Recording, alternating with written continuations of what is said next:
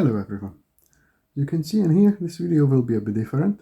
While the normal guy in Scott is taking a break, me and my friend Sprotke will attempt to teach you a bit more about the game. As time is short, we will keep these things bite-sized chunks, so might not have the time to explain everything in detail. Our first lesson will be about explaining the card's so-called anatomy. The coming videos we will deep dive into what these actually mean. So let's have a look at the cards. I got a few here for your pleasure. Okay. So we can start from the top of the card. The top left here, as you can see, there's the name of the card. As an important identifier, as cards with exactly the same name are identical to each other, just in this example. When you have a Lash of the Balrog, doesn't matter how the picture looks, doesn't matter how the framing looks, doesn't matter how the artwork looks. Bring it a bit closer to you. It's gonna be functionally the same card. Okay? It's also important that your deck can only contain 4 copies of a single card named the same. So you can only have 4 Lash of the Balrogs. Alright? Basic lands are the exception for that. You can have as many basic lands in your deck as much you like. Now we go to the next step here on the top. I included a couple of different versions here. You can see.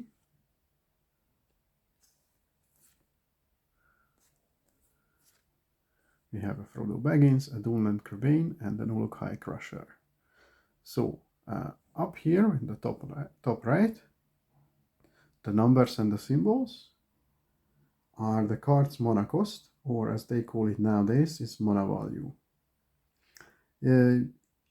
It will identify how many on what type of resources called mana you need to spend to play that card. There are symbols and numbers. You have to add them together to get a card's mana value. So a number is 3 and 1, that's 4. 2 and 1, that's 3, and 1 and 1, even though those are just both symbols, that's 2. So these are the card's mana value. Okay? Also important to note that the color of the mana you have to spend indicates the card's color as well. So this has only red symbol in it, so this is going to be a red card. This black symbol in it, so it will be a black card. And this one has a green and a white symbol in it, so it will be both green and white colored. Okay. Then we go further.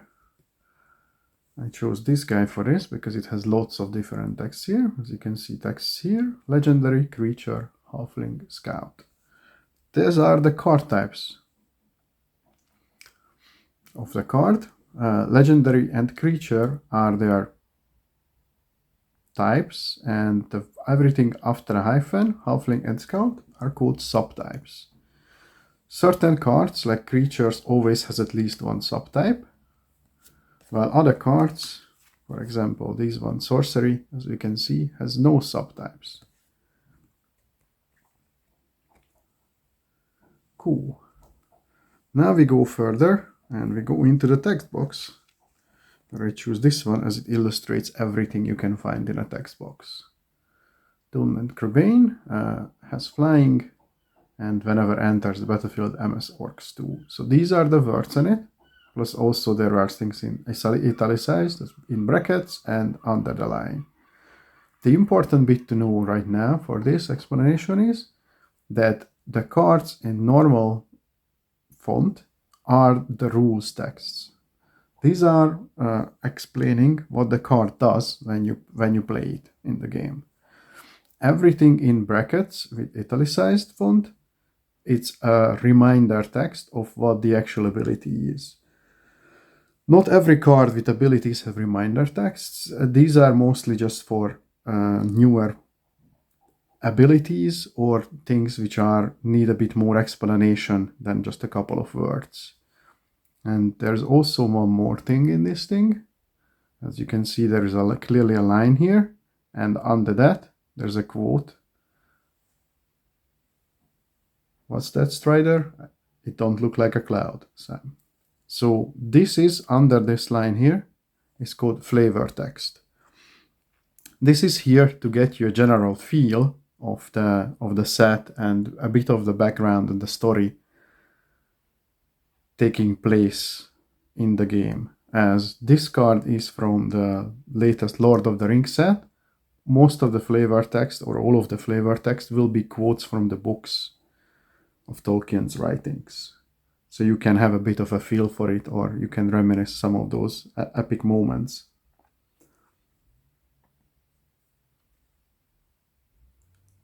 Okay. Now there's one more thing, as you can see here.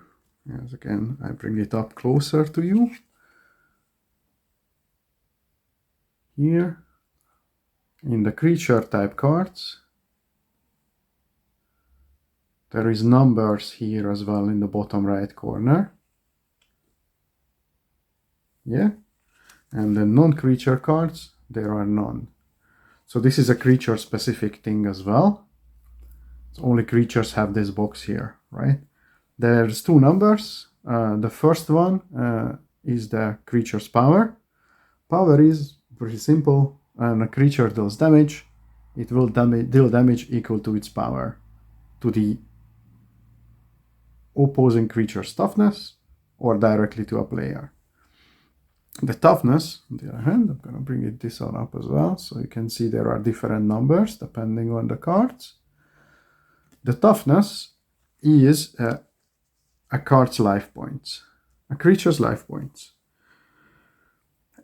Whenever they take damage, this is the number they take damage against. So if this toughness goes to 0 or below, then the creature is destroyed. Okay, so this was the most generic elements of a cards. So these were the most generic elements you can find on cards.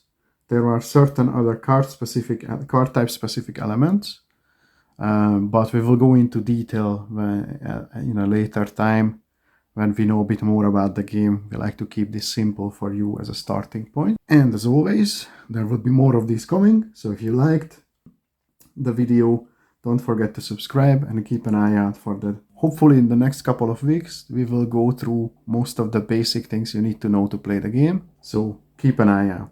And also, as always, if you think we left something out or something is not 100% clear, you can always let us know in the comments. See you soon, guys. Bye.